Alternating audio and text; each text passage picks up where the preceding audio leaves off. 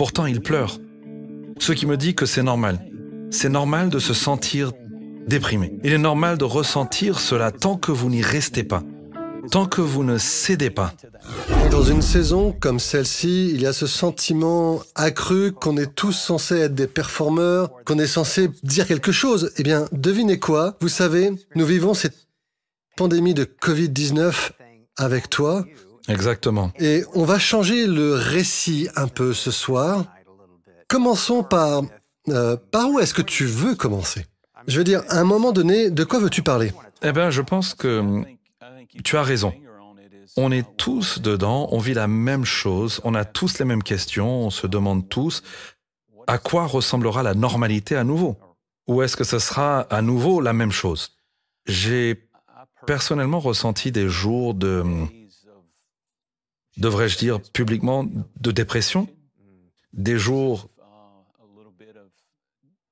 d'anxiété un peu, d'inquiétude, et puis d'autres jours, juste être avec la famille et réaliser toutes les choses et les relations, les défis dans les relations. Il y a beaucoup de choses auxquelles chacun doit faire face. Une chose qui m'arrive, et je ne sais pas, peut-être que je suis unique dans ce domaine, mais puisqu'on est sincère et honnête, chaque fois que je pars généralement en vacances, 1 mois, 3 semaines, 3 semaines pour un congé sabbatique chaque année, et chaque fois que je fais ça, vers la fin, je ressens une énorme anxiété quand je réalise que je dois retourner au travail. Oh mon Dieu! J'ai réalisé parce que je suis tellement hors du flux de sermons, d'études, des habitudes, que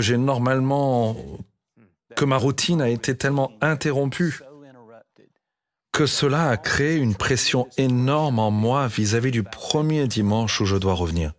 Je sens que je dois avoir un message extraordinaire, et je pense que les hommes d'affaires ressentent probablement cela. Les gens qui regardent ce programme, et je pense que c'est normal. Il est normal d'admettre que le christianisme ne signifie pas que vous n'avez pas de sentiments d'anxiété, de peur et d'inquiétude. J'ai peur des chrétiens super spirituels. Wow. Tout ce qu'ils font et je crois la parole. Je cite la parole de Dieu, mais parfois j'ai besoin d'une minute pour ressentir ce que je ressens. Wow. Parfois tu dois le sortir avant de pouvoir t'en remettre. Et je pense que parfois on est vraiment bon dans le christianisme, et parfois en tant que chrétien, en prétendant, en faisant semblant que les choses ne nous dérangent pas, que les choses ne nous inquiètent pas, parce qu'on est de tels géants de la foi. Mais je vous le dis, à un moment dans votre vie, quand vous aurez vécu un peu de temps, il viendra des choses dans votre vie, des tempêtes qui vous secoueront au plus profond. Et dans ces moments, vous découvrirez, je n'ai pas toujours besoin d'être fort. Je n'ai pas toujours besoin d'avoir la réponse. Je n'ai pas toujours besoin d'être la réponse pour tous ceux qui souffrent autour de moi. Mais parfois, ils ont juste besoin de savoir que je le ressens aussi. Que parfois, j'ai peur aussi. Qu'est-ce qui te vient à l'esprit quand tu parles comme ça, Jensen? Et le fait que Jésus déclare lui-même qu'il sera votre force dans votre faiblesse. Donc, à un moment donné, on n'est rien sans lui.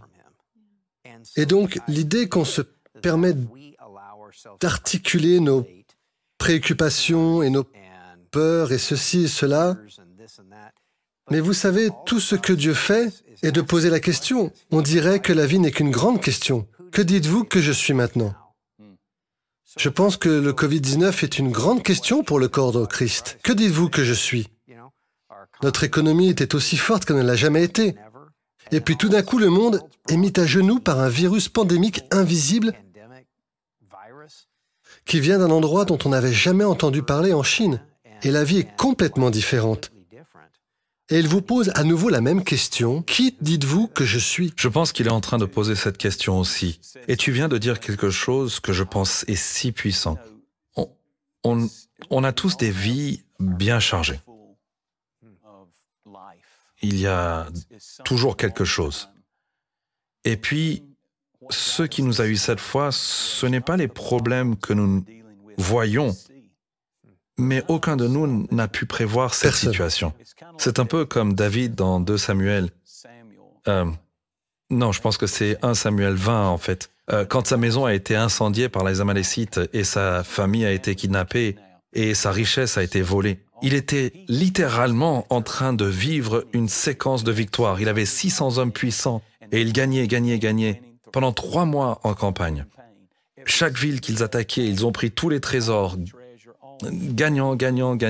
Il n'a jamais pensé qu'en rentrant à la maison, il ne l'avait pas prévu.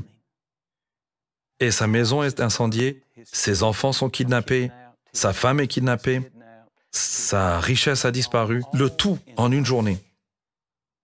Et puis pour empirer les choses, tout le monde est dans la même situation. Tous les hommes puissants étaient dans la même situation. Et la Bible dit, ils ont tous commencé à pleurer.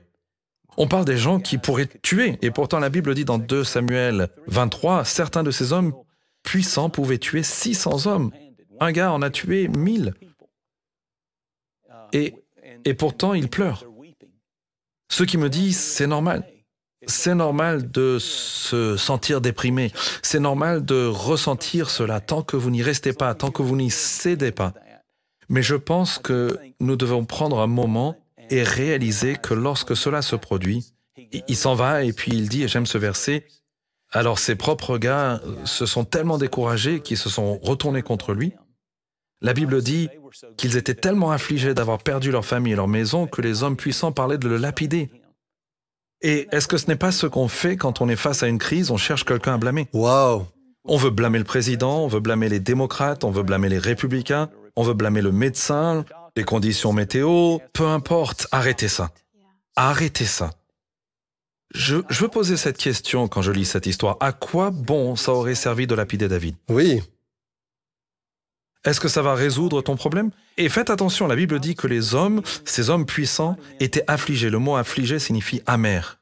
Wow! Quand tu laisses entrer des gens amers dans ta vie, c'est une question de temps avant que vous ne deveniez leur cible.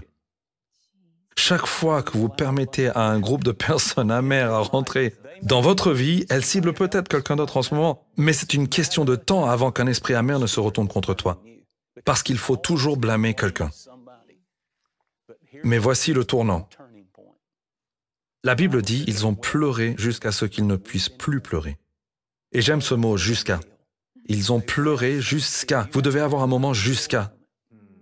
J'ai pleuré tout ce que je vais pleurer pour ça. Je me suis inquiété tout ce que je vais inquiéter à ce sujet. J'ai envoyé le dernier SMS en essayant de le régler. J'ai atteint mon moment jusqu'à. Et la Bible dit, et David s'est encouragé dans le Seigneur. Shalom, j'espère que vous avez aimé cette vidéo. Abonnez-vous pour ne pas rater nos programmes. Merci de faire partie de notre famille TBN. Que Dieu vous bénisse. Shalom de Jérusalem.